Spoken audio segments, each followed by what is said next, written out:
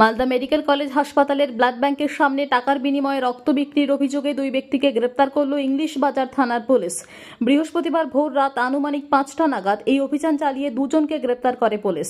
জানা গেছে ধৃতরা হলো মিরচক এলাকার বাসিন্দা মোহাম্মদ আলিম শেখ এবং পুরাতন মালদার ছাতিয়ান মোড় এলাকার বাসিন্দা খুদু দাস।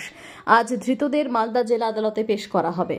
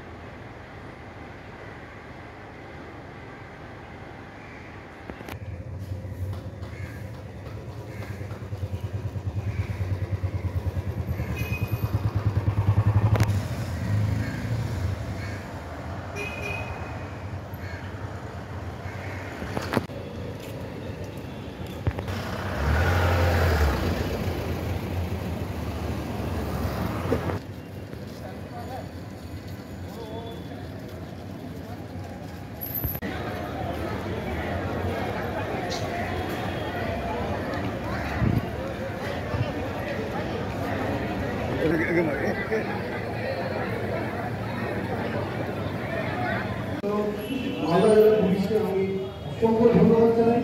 আপনারা যেভাবে সহযোগিতা করেন আমাদের কোর্ট পাঠিয়ে অসংখ্য ধন্যবাদ জানাই। মালদা অনুসঙ্গ বা মালদা একভাবে পুজো খবর দেখতে তো পারবেন।